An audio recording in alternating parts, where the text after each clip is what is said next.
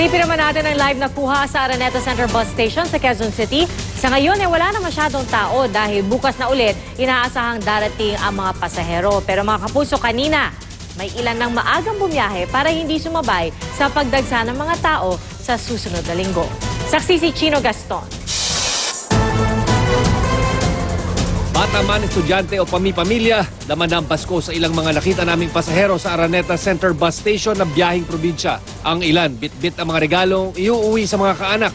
Sabi ng ilang pasahero, tinaon nila ngayon ang pag-uwi para di sumabay sa inaasahang dagsa ng mga tao sa susunod na linggo. Sa ngayon kasi di pa masyadong maraming mga pasahero sa terminal. Kagabi, talagang marami. Ngayon biglang parang natural ulit.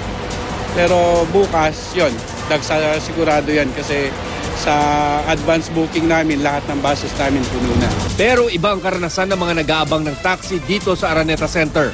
Si Aida Velandria, halos isang oras nang naghihintay ng taxi ng aming nakausap. Aniya, tinatanggihan siya ng mga taxi kahit malapit lang naman ang bahay niya at kakaunti ang mga dalang gamit. Ilang taxi na ang nyo? Marami na eh. Marami na. Ano sinasabi palagi? May susunduin, may service. Talaga?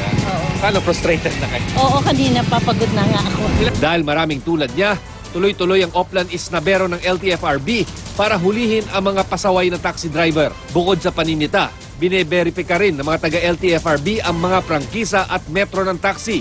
Tumutulong din sila sa mga pasaherong bababa ng taxi. Pag Christmas season, dumadami yung reported cases at saka complaints ng mga tumatanggi yung mga taxi driver, yung mga kontrata. So gusto nating i-eradicate yon. Ang ilang nasita, gaya ng tsuper na itong sira umano ang selyo sa metro, hindi naman minasama ang biglaang pag-inspeksyon ng LTFRB sa kanyang taxi. Okay naman yun, sir, para sa kaligtasan din ng mga pasahero. Para din doon sa mga makukulit din na driver, sir. Ako si Chino Gaston, ang inyong saksi.